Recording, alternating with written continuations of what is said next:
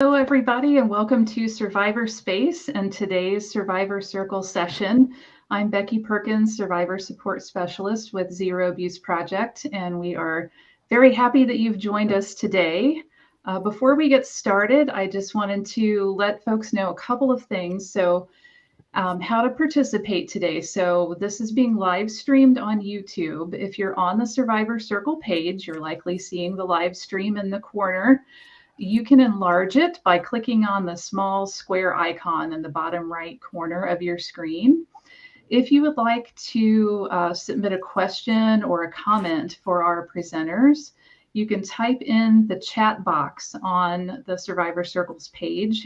You can type in where it says enter your message here, and it will pop up and we'll be able to see that. And I'm also excited to say that I know the technology, the way that it's currently set up, has not always been the most user-friendly for folks. So after today, our future Survivor Circle sessions will be held via Zoom webinars. So it will be easier to use, hopefully, than it has been until now. But thank you for sticking with us and joining us along the way here.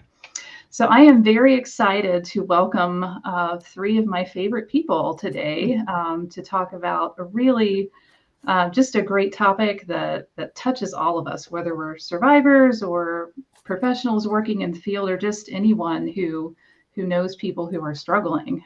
This is a really great topic to talk about. So I'm very, very pleased to welcome Angie Kahn, Sarah Helms, and Jamie Roslin today. So I will take myself off the screen and they will no longer be squares, they'll be little slivers, but we will go from there. Thank you all for joining us and welcome. Awesome. Thanks, Becky. We are excited to be here. And before we get started on our topic for today, I thought I would start us off by just giving a little background of how we ended up choosing this topic to talk about. So there was a Survivor Circle a bit ago where a really thoughtful and interesting question was posed about this idea. Sometimes in the field, we're told as professionals that one of the really important things to say to a survivor early on is to tell them that it's not their fault.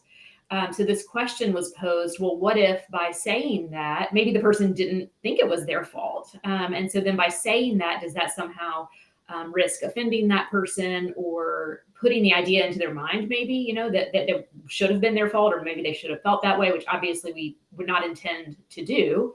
So there was some really excellent conversation in a previous Survivor Circle about that idea. And then that expanded onto some social media channels where various folks were chiming in and discussing the concept.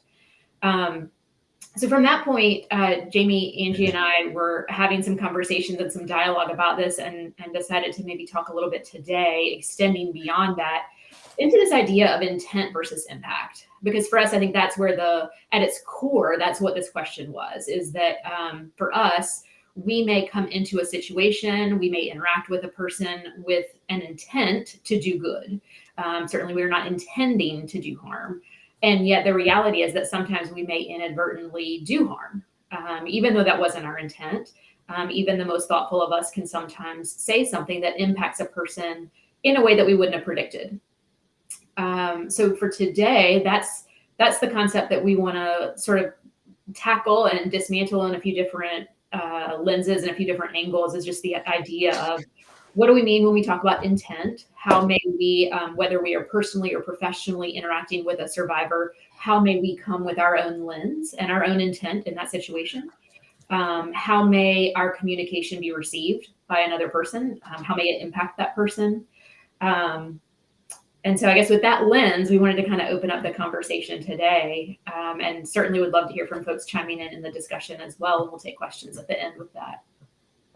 Yeah, Sarah, this is such a good conversation, and we've already had a couple of really great things that we've talked about regarding this. But, you know, one of the things that we mentioned was sometimes it feels impossible to do no harm because we don't know where people are. We don't know where they are on their healing journey, which really led to the thought of, that being an intentional listener and leaning in instead of, I think what we have a tendency to do is somebody comes to share something with us, and for whatever reason, maybe it's our own stuff.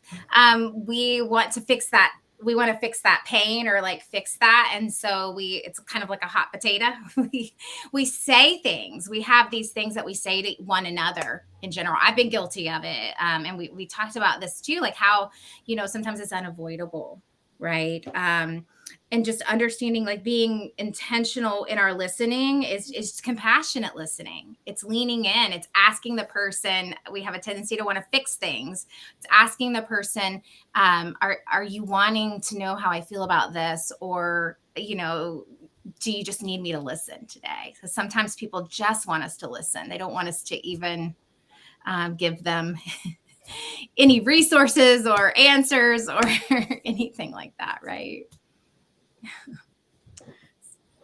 But yeah, I definitely know I've been on the giving and receiving of like problem solving, that either the person I was trying to problem solve for or like me myself, I was like, I don't want problem solving. And sometimes it's like, well, I just want to like cheer you up. It's like, I do not want to be cheered up. I just want to sit in these like difficult emotions. And if that makes you uncomfortable, then maybe you're not the right person for me to be talking to right now, and so on and so forth. So yeah, definitely, wanting to like check in with people and finding out where are they and what is it that they need. And a lot of times, I think when you're working with people who are like just starting off on their healing journey, it may be difficult for them to say that, and so it's like trial and error and figuring that out. Um, I think something else that happens is, I mean, you can definitely be unaware of unintentionally causing harm, and then you can have people who are so by like fear or struck by fear that they actually do the opposite. There's actually like inaction that's caused because they don't want to do or say the wrong thing to a survivor. I know I was in discussions with someone about being on a board, and when that executive director went to the board and was like, "Hey, what do you think about having like a survivor come onto the board?" The board kind of, you know, clammed up, and they're like, "Oh, well, if we get a survivor on the board, then we're gonna have to like watch what we say, and like we could say something that like upsets them or hurts them." Um, and I ended up not joining the board. I think it was like a couple more years before they had a survivor join their board. But it was that fear of, it's coming from a good place. They don't want to cause harm, to me as an individual, but by them continuing, going on by being not survivor informed and not survivor led, it ended up causing, at least hypothetically, I don't have like the evidence in front of me, but it caused more harm. And for me personally, I felt, um, a little bit like, well, who are these people and should they be on your board if what they're saying in like meetings shouldn't be heard by survivors? yeah, which So, leads us to impact, right? yeah. And all of that held a lot of assumptions too. Instead of having direct conversation, it held on to a lot of assumptions, which again leaves that passive aggressive underlying, impact, really. Yeah, I think the assumptions piece is huge. The assumptions that we bring into an interaction with a person are very implicitly held sometimes. And so if we come into an interaction with someone believing that they are smart and strong and resilient and all, lots of strengths-based descriptors for them, we may just implicitly approach them from a very different way than if we come from more of a deficits-based lens where we're saying this person is very fragile and like, in Jamie's case, like, well, we don't want to hurt this person. What if we say the wrong thing and then it hurts them? That's well-intentioned, but it sounds like there were some assumptions underlying there that Jamie, maybe you wouldn't be able to respond effectively, or that you wouldn't be able to stick up for yourself if someone said something that offended you, or whatever some of those underlying assumptions may have been. Part of this is really doing that work within ourselves, of the implicit work of tackling what work do I need to be doing as a person to manage what some of these underlying assumptions are and how they fuel my worldview of many people I'm interacting with, right? Yeah, I mean, because the assumptions lead over into what we assume about gender, race, socioeconomic background. Like those assumptions just blow everything out of the water because they're so far reaching in our biases and in those things that we really need to check in our own heart with, right, before engaging in conversation. Yeah. I think another piece, Jamie, of what you said that's really powerful, and it's something that I encounter a lot professionally, is people saying, well, I just don't want to say the wrong thing. I don't want to do the wrong thing. And the fear that, oh my gosh, what if I say the wrong thing and I damage this, I break this fragile survivor. That's not the lens that I bring to the work. And so I think that it shifts the way that I see things. I so often when people find out what I do and they'll say, oh my gosh, like I could never do that. I wouldn't know what to say. And I'm like, well, yeah, sometimes I don't know what to say either. Like sometimes there's situations where there's not just like a right thing to say. This is complicated stuff. But sometimes just being willing to tolerate that feeling inside of myself of knowing, okay, I'm going to sit here with a person and it's going to bring up some stuff for me and I'm going to have to manage that stuff. Right. And that's hard work. Yeah. I think too, it's just this idea, I think in like, especially professional settings, but this can be kind of applied broadly as well, is that, especially with some of these like mottos of like, do no harm. It's just like harm is inevitable in relationships. And that's not necessarily a bad thing. I think the thing about, you end up, the intention behind the harm is like important. There's a lot of things to consider. I'm not just saying go around and harm people and it's like, okay, because it's inevitable. But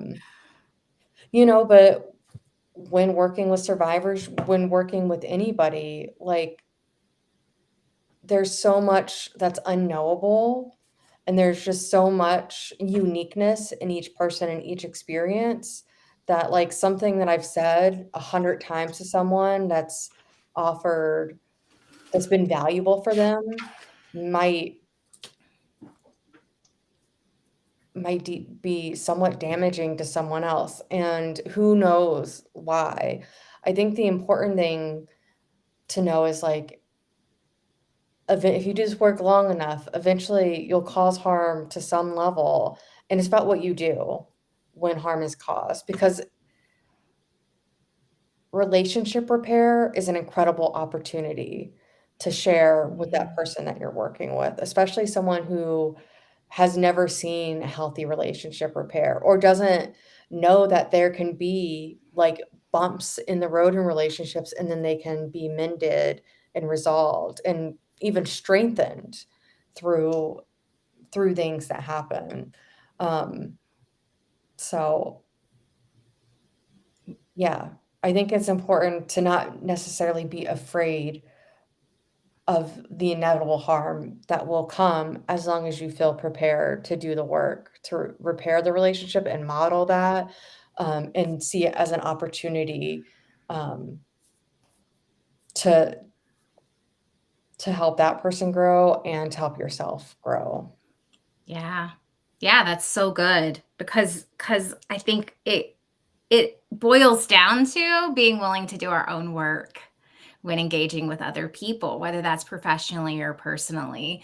And also not, I think a lot of times when people interact with others, it's based on, especially if they've had a long relationship, right? A long history. Maybe it's a family member, maybe it's somebody that's had a long friendship with somebody, maybe it's, it can be many relationships, maybe it's somebody that's worked in a workplace for a very long time. Sometimes we go into it and we kind of box people into like how they were when we first met them, or how they were when they were in the middle of their going through the middle of maybe first reporting, or like the beginning of their healing journey, and we kind of box them in and we keep them in that spot instead of understanding like we're all on our own growth journey. You can't treat someone the same way you treated them when they were first on that journey, like giving them that generous assumption that they're working on, like, we're all moving forward, right?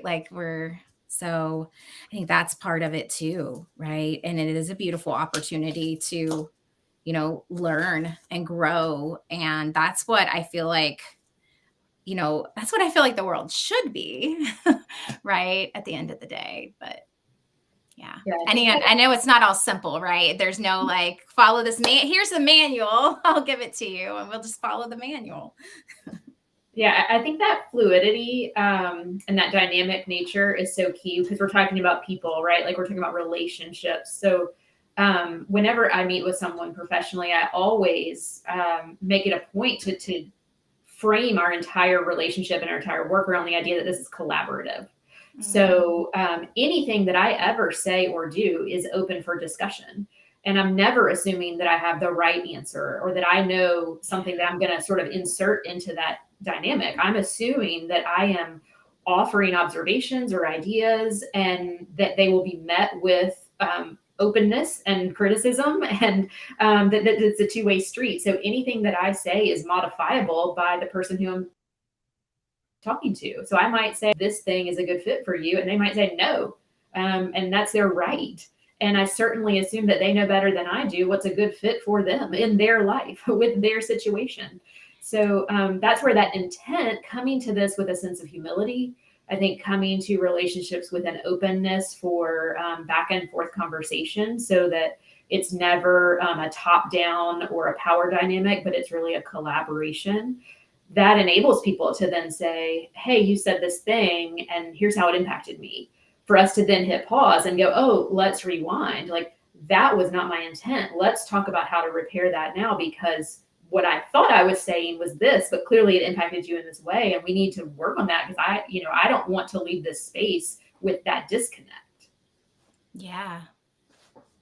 Yeah, again, brings it back to those assumptions, right? Anytime I do like somatic body work with someone, I can't assume that they're going to feel the same thing in their body that I feel in my body. That's why I always just give them an invitation to try it out and to try different things. And it's the same way in our conversations with one another. It's the same way in our relationships with one another. We can't assume that it's a one size fits all.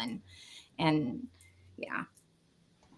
Hey, all, I just want to interject briefly. We've had a few comments before we kind of, get off onto different topics and different tangents. I just wanted to chime in and let you know what folks are saying.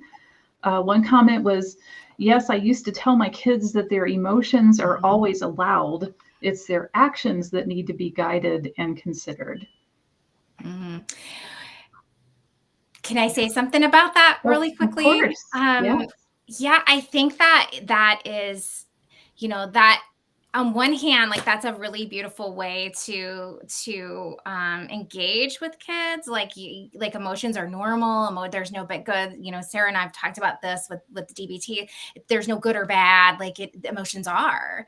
And on the other side, like sometimes even adults, like we're not taught, like what are some actions we can do? What are some coping skills that we can do? And so the intent of explaining like, yes, you're allowed to have your emotions and they're normal, but then that impact of if they don't have the right tools, I'm not just talking about this individual that posed the comment, but in general, if they don't have the right tools, because we're assuming that they have the tools to be able to regulate that or Yeah. Which leads to Yeah. impact, right?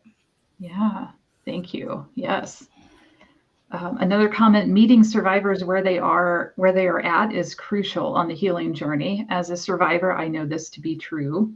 Absolutely. Mhm. Thank you. And someone kind of agreed. They said, "Ooh, I hate being considered fragile." Yes. Yeah. And just the importance of collaboration as well.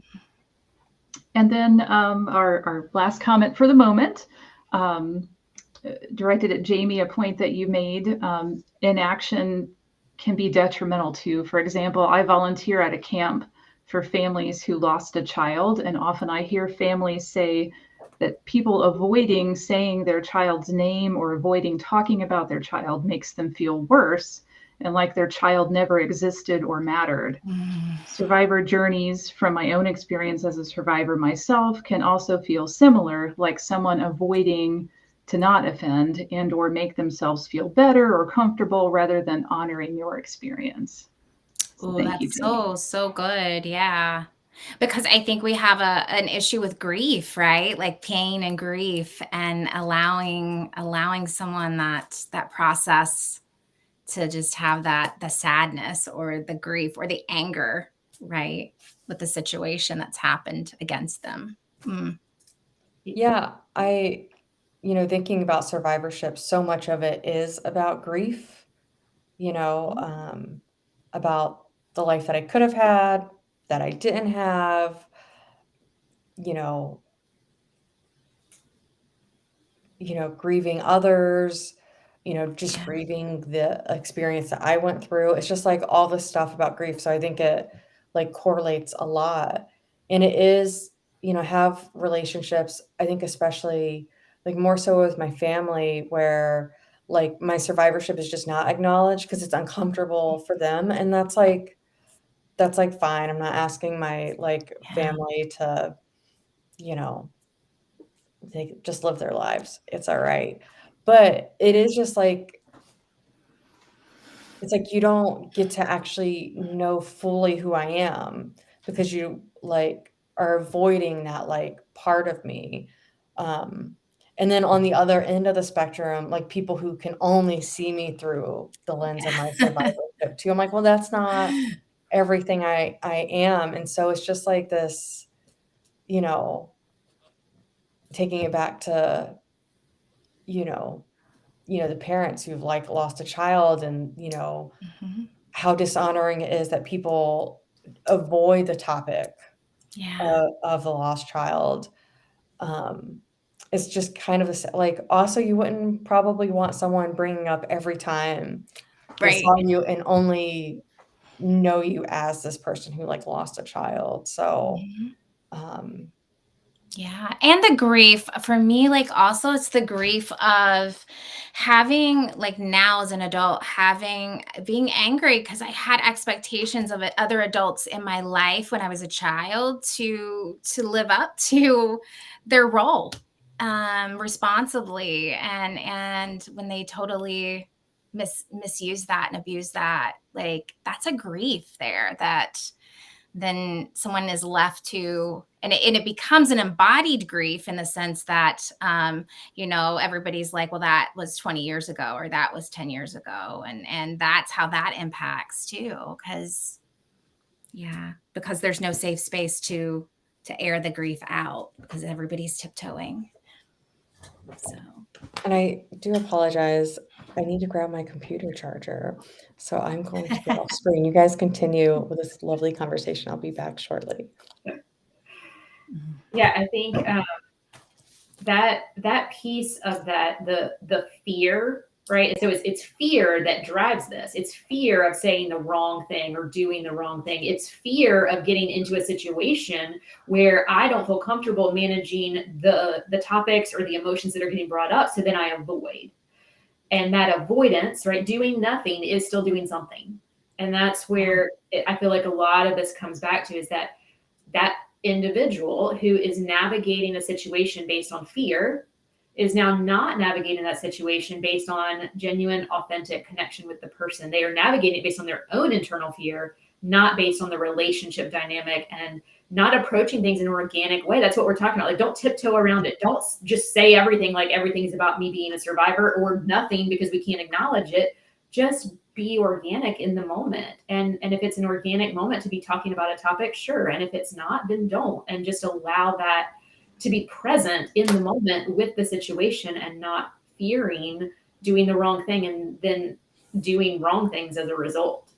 Yeah, which comes back to doing our own work, right? Like engaging in our own healing journeys, like whatever that looks like, engaging in the responsibility, if you're an organization or an agency or a professional, to get the training that you need, like the trauma-informed, trauma-focused, trauma-sensitive training, or like, having a survivor consultant that is good at this come in and train, and say like, hey, these are the things to consider, because it's not a one size fits all. So these are the things maybe to consider when engaging with a survivor. So yeah. When we had been talking about this previously as a group, we had sort of brainstormed some different ways that this intent versus impact plays out. One of them, as a psychologist, I'll say one of them that I have seen is around the idea of stigma or shame associated with mental health. So I think that connects back to the original point that got us all started, this idea of telling someone it's not your fault.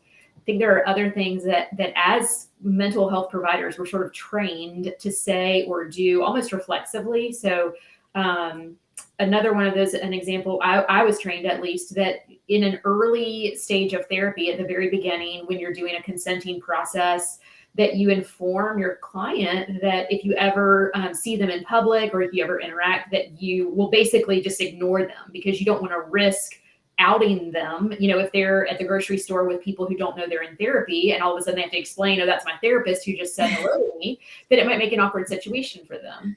Which could very well be true. And there's lots of settings where that might be a very valid and an important concern.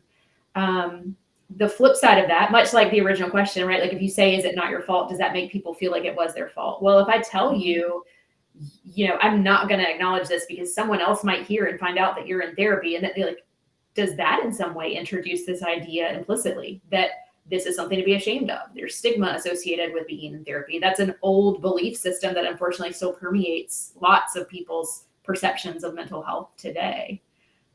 So I don't know if you ladies want to also chime in on other pieces of that too. Yeah. Well, I think it's about, asking the survivor, like, if this was the situation, how would you feel most comfortable approaching it? Right. Because in what you just said, Sarah, there's so many, like, it's such a wide range of like assumptions and those shadows that are hanging over people, so to speak. Rather than that direct path of like, okay, in this situation, like if I meet you like out at the grocery store, how would you like to engage? Like, what would be most comfortable for you on your healing journey, which then gives that person that empowerment piece, right? Or that piece to speak up in their own lives, or maybe they say, I don't know, but it gives them that opportunity to start to consider that. Like, I have a voice, I have say, like I have the ability to be able to speak up for myself, and figure out what do I want? How do I want to engage? Yeah. Right. And for me, that collaborative piece is, that is actually the way that I approach it now. It's funny because you see these things, over a career, and you see the shift from sort of those rule books. What were you taught in school? What were you told? Here's the right thing to say. And then as you learn and grow and encounter life a little bit, how do you shift your practice over time? So for me, a core piece of this work is very much rooted in shared power and collaboration. And so because of that, I pretty much never just tell a person this is the way that it has to be. I think the only exception to that would be mandatory reporting, or if someone was required to have an inpatient admission for safety reasons. But, aside from extreme safety concerns, every single thing that we do together is rooted in that collaboration model. But I think that again, going back to the framework for today, that intent versus impact, that's part of that framework of being in communication and partnership, rather than holding an intent and then directing that towards a person who has to receive it. because that automatically shifts the power dynamic. I think too, when thinking about, telling a survivor that something they experienced like wasn't their fault, especially when you've been doing this work for so long and it's just you see it and you experience it as a survivor of that, like, the shame and the stigma around survivorship and how much victim blaming that there is.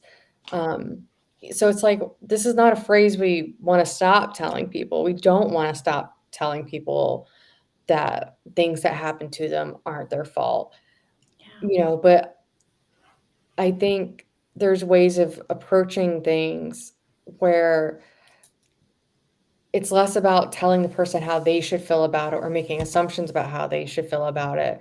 It's like, well, here's some facts about the world. Many people who've experienced things similar to you often feel that it has been their fault or actually blamed for their victimization.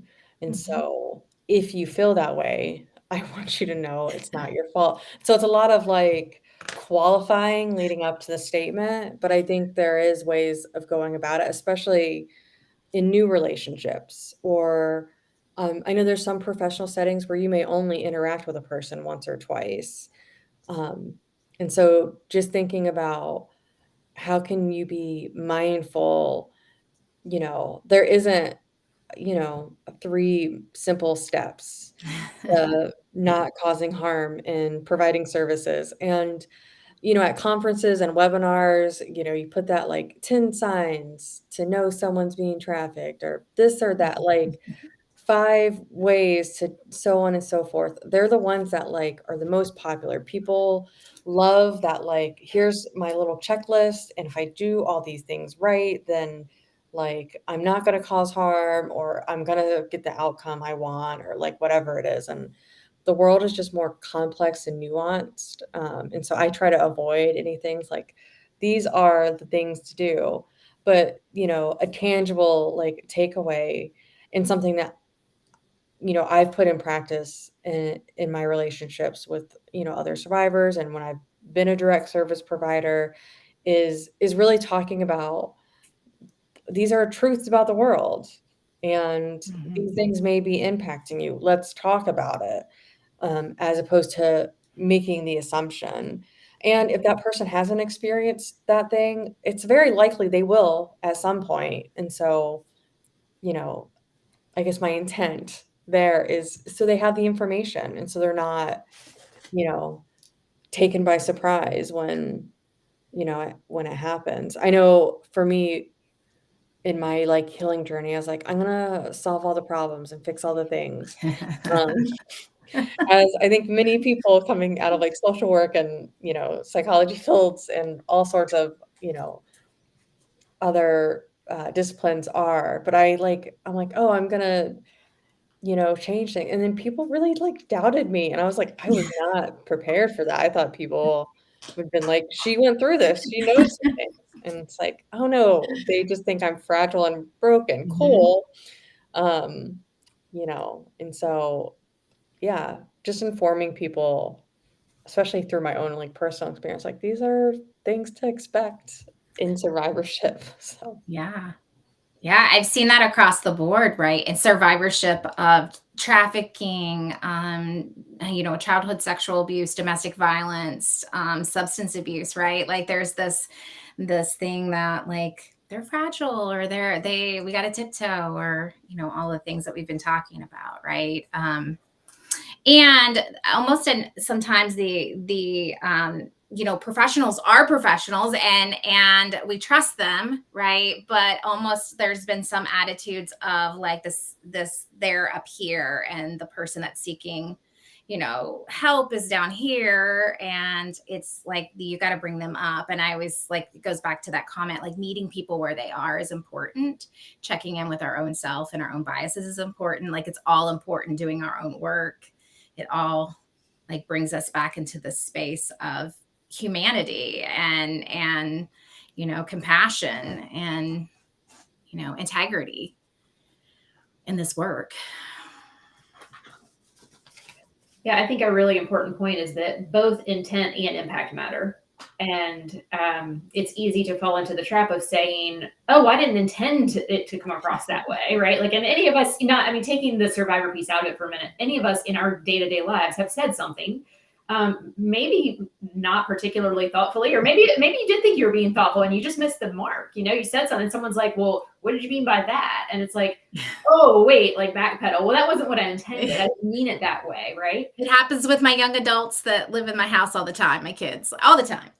No. Yes.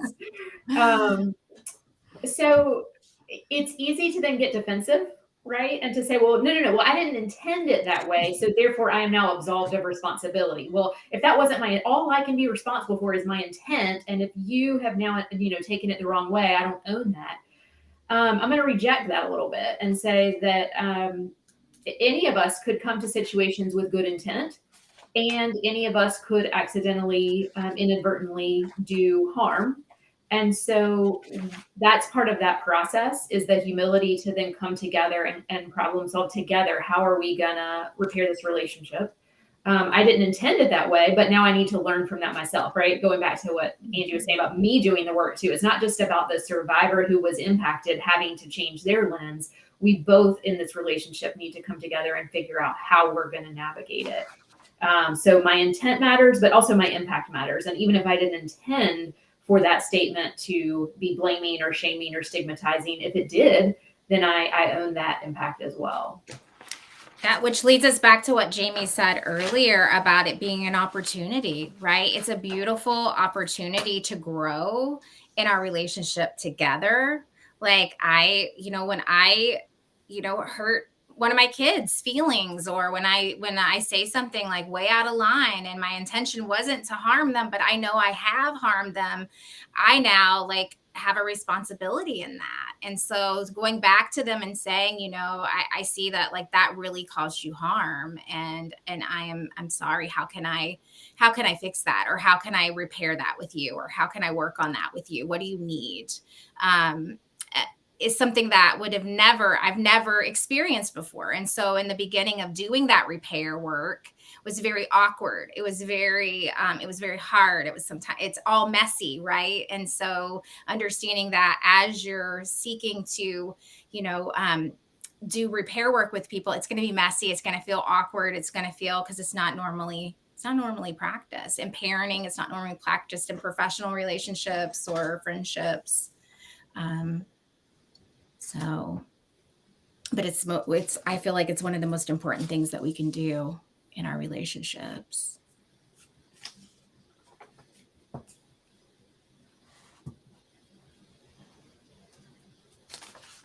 So I guess in terms of sort of takeaways or tangibles, as Jamie said, we don't have here's your 3 bullet points. If you do step 1, 2, and 3, you're going to have a perfect recipe for success. We don't have that today, but maybe we can each kind of distill down some of this for what our intangibles and tangibles are to take away from today. I think for me, one of my big ones is that this really is about process, not content, right? We don't have a list. We can't say, if you say this, as long as you have pure heart and you say these words, it's going to come across fine.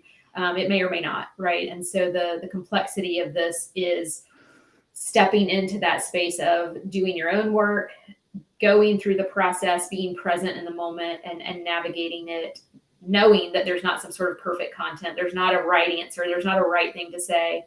There might be a few wrong things to say, but the reality is that, this is a process, and you have to navigate that alongside another human who's also doing process right along with you. Yeah. I think for me, what I want people to take away from this conversation is impact or intent does matter. It does hold a place, but it's not the only thing. It how your actions impact people are just as important as your intentions. And so don't be so blind to the potential of causing harm. but don't be so afraid to cause harm that like you just avoid action like entirely. Um, I think that's like the biggest one because the intent behind I don't really know what the intent behind a lack of awareness is, of causing harm, but like, there's good intent in that fear of not wanting to cause harm. Um, and there's good intent on people who have like good hearts and are trying to do the right things and are kind of stumbling along. Um, so it's really about having like that self-awareness and that checking in with people.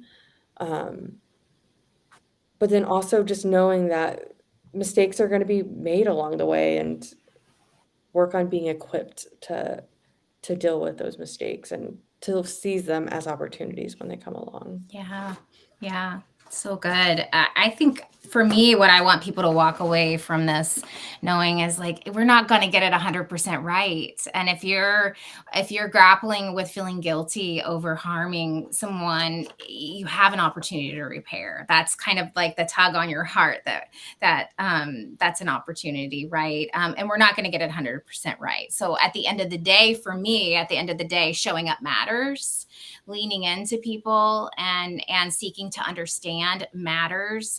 Using compassionate listening, it all matters. And so the fact that people just showed up to listen to us today and be part of this today, or watch the replay, that's a beautiful thing, and that's like the first step.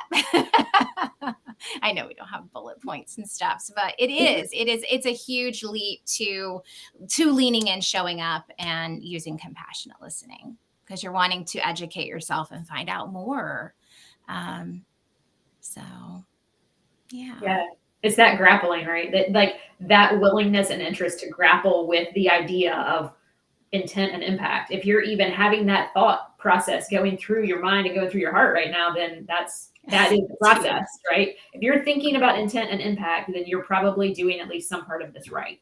Yeah. Yeah. Yeah. I think that's a great point, Sarah, I think that is the work, is the grappling. Um, you know, especially my work with people, I think there's always just like this reflective practice, like kind of like before and after, a meeting with someone, and it just really is this like care and concern about how is my time with this person impacting them? Like, and I think too, in my own sort, like, how is my time with this person impacting me as well? Um, especially not being in a professional kind of role in some of those relationships now. Um, and really just looking at like my intentions and my actions and um, is anyone better off?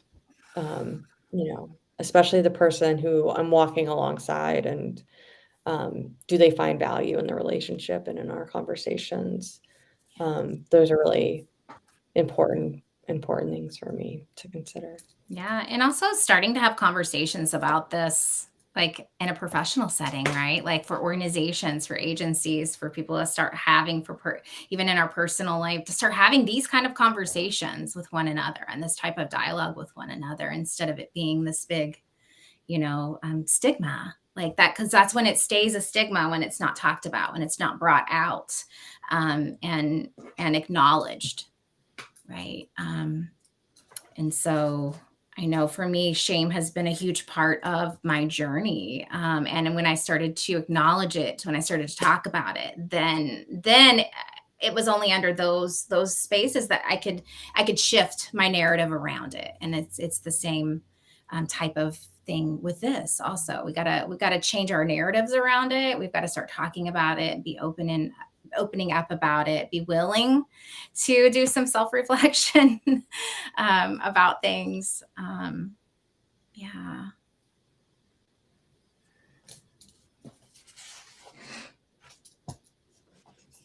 So, Okay, well, if folks have other questions or comments that they would like to type into the chat, we have some time to address those yet today. But love this discussion, just absolutely love it. So important. And like you all said, just to be able to have the discussion is, a sign of, understanding that we're imperfect in this process, and being willing to be open to different ways of looking at how we interact with each other. It's so important. yeah, and that we all don't have the answers. Like, I can sit here and talk to you all about this, and then in some of my other relationships totally mess it up, right? Like, like we're all on this journey together. Absolutely. I can remember, like, my background is in, rape crisis advocacy, and I can remember training volunteer victim advocates, and most of them were college students who were interested in social work or, criminal justice, and that's why they were interested in volunteering. Many of them were survivors, and they desperately wanted that checklist, like, I need to know exactly the things to say and to not say. And it's really, it's really hard to convince people that, first of all, there is no checklist. There are, concrete things that we know we never want to say to survivors, but in terms of like what to say, every person is so unique and every circumstance is so different that no one comment or one way of saying something is going to land on a person the same way each time. So it really just is about listening and getting to know as best you can the person in front of you and how they like to communicate in the moment, and responding in the way that is best for them. And that's hard. It's a dance. Yeah, well, Becky, when you were talking, it reminds me, and for me, this is how it hit me. I'm not saying across the board, but it just reminds me, when if we can just pull out the manual and have a checklist, it kind of negates our own responsibility in the situation too. It kind of just gives us an out instead of having those conversations.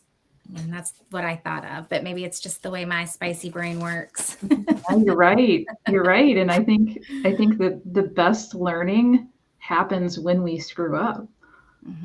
That's how we grow as people in every context in life, right? When we fail in some way, or we, have a misstep in some way, but that's how we learn to be better, to, be our most authentic selves, and to interact with people in a more compassionate way, and to acknowledge that it's okay. We're all imperfect, right? We're never going to get it exactly right all the time. Yeah. And I think too, the like getting to know a person and the relationship, and there is no checklist, and like doing that with adults and like asking them and like figuring out how they like to communicate.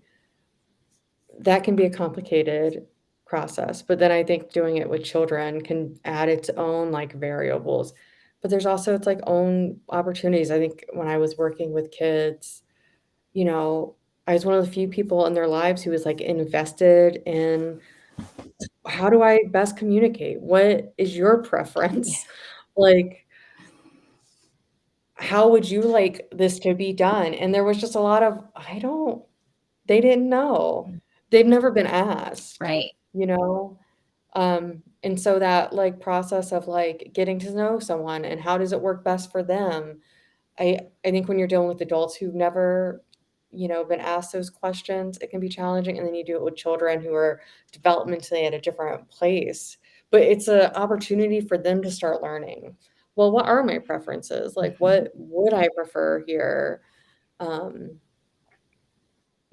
and just asking those questions, like if they call you and you're telling you something, they're used to adults going into fix it Yeah. mode, and for you to be like, And it teaches "What them do you think?" autonomy, right? Like, Yeah. which helps them with vulnerability too, right? Like, and all of us, like, it teaches us autonomy if we're not used to people asking us, well, what do you prefer?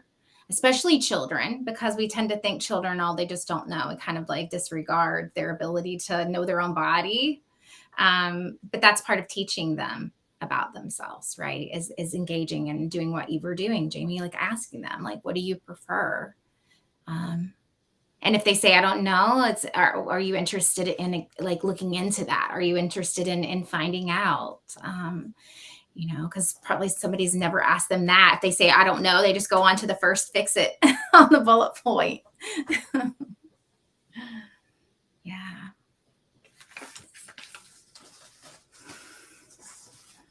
We don't have any comments or questions at the moment, but we do still have a few moments if folks have anything they'd like to ask or contribute.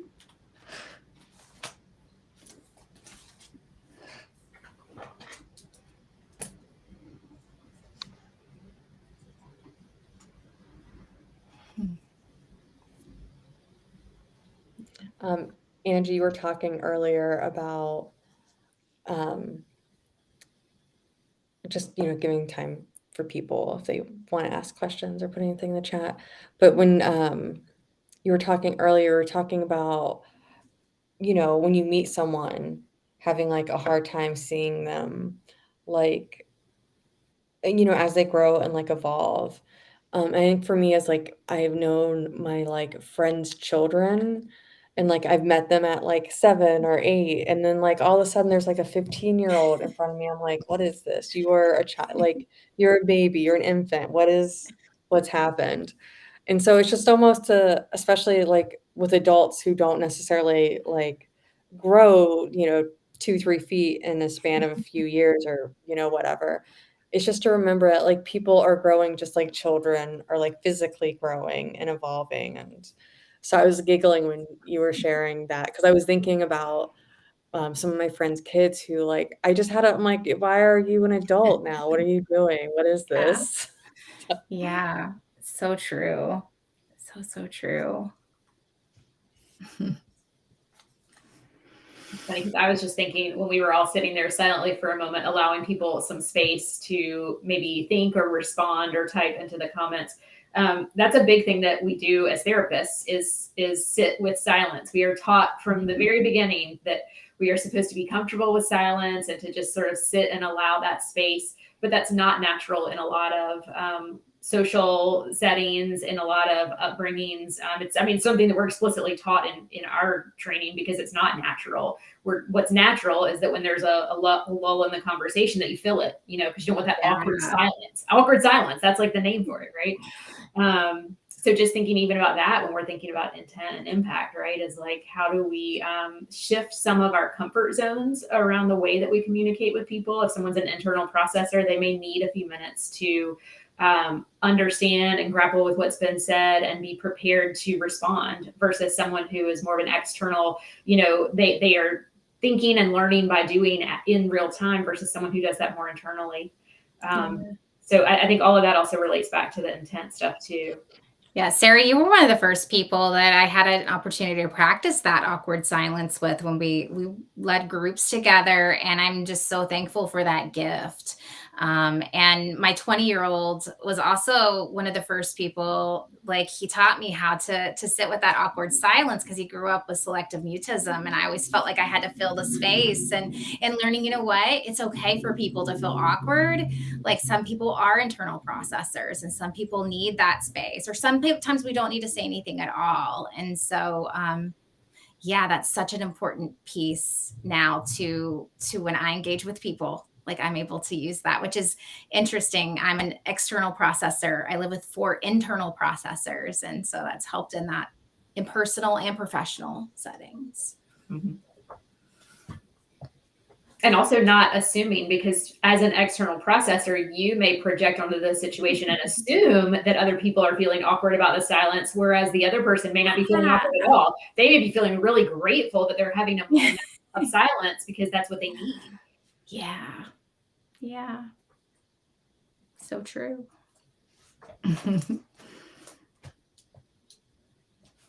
I am an internal processor.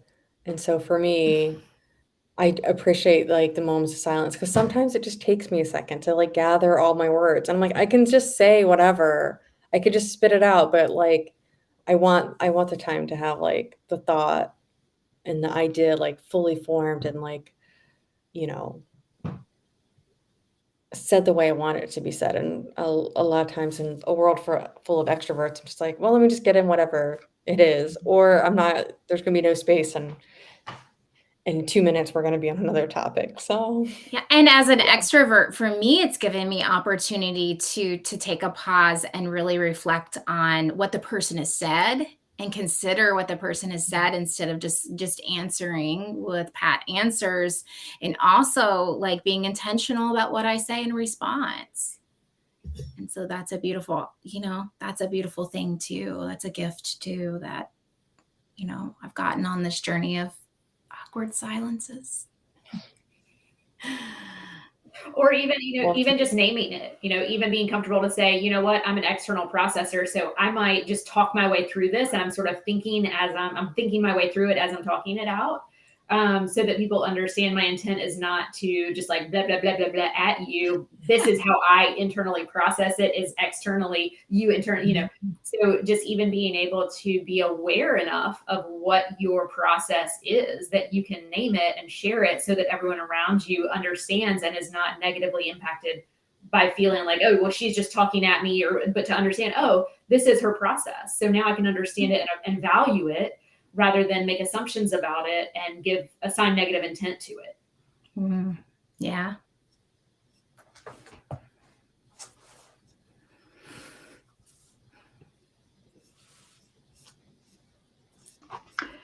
So we have about 5 minutes left before the hour is up. And I did, kind of in the spirit of that, honoring if folks need some time to think of questions. We will leave the chat on the SurvivorCircle page for about a half hour or so after the session is over. So if there is a question or a comment that you wanted to put in the chat, I can get that to Angie and Sarah and Jamie afterwards. They're all wonderful people, and I'm sure would be quite happy to provide a response. So if you do need that time to kind of think of how you want to articulate a particular question. I know when you all were talking about internal versus external, I don't know how to categorize this, but I express myself so much better in writing than I can verbally. And so for me, it would probably have to be like an email or, something maybe in the chat to really get across what it is I'm trying to say. So Yeah. I appreciate that you all, have that awareness that folks, process things differently. Yeah. Yeah, the technology piece is another whole layer when we start talking about communication and intent and impact. And like, did I come across with a weird tone in that text or that email? Did I put an emoji in there? Like that could be, we could do like 20 I think a part 2. We need a part 2. So, well, then as like the woman, I'm like, am I putting too many exclamation points? Let me just like take these out a little bit and like let me not soften my language. Like I try to type emails like men. Yeah. Yeah. Communication is so complicated and there's so many layers. And between different generations. So like my kids like communicate through like the gifts and all of the memes and all of that, where it's like, can you just tell me like how you're feeling? No. So I've had to learn new language around new technology. Sarah, you're a therapist. Anecdotally, can you tell me how much more in the last 10 years, like memes are a part of your sessions? On a scale from 0 to 10. No, I mean, in all seriousness, I think about this stuff a lot, especially because a lot of the segment of population I work with is like late teens through early, like young adults. So that like, I don't know, 15 to 25 year range is sort of like really my sweet spot. And I often, in terms of intent and impact, I often will have to check in with someone, if they say something like a slang term or something, sometimes I know it, but sometimes I'm not exactly sure. And I'll kind of be like, hang on, time out. Like, so my understanding of that is this, like, that's what I got off of Urban Dictionary. Is it like, am I like resonating with what you're trying to say, or did you have a different intent? And we can all laugh about it. Like, it's obvious, like when you're in the room with me, you can see visually, like, who I am, like what my age is, like, so there's just factors that are inevitable. Let's just name them. I'm not intending to be like obtuse. I just don't necessarily know what you mean. Which speaks to how you impact them, right? Like you care about how it's landing. So Sarah, if someone came in and it was like, he said I didn't have any Riz, would you get that? I have a son that has introduced me to the term Riz. I'm a little bit scared to go down the road of other terms he has. This is archived on the internet, but yes.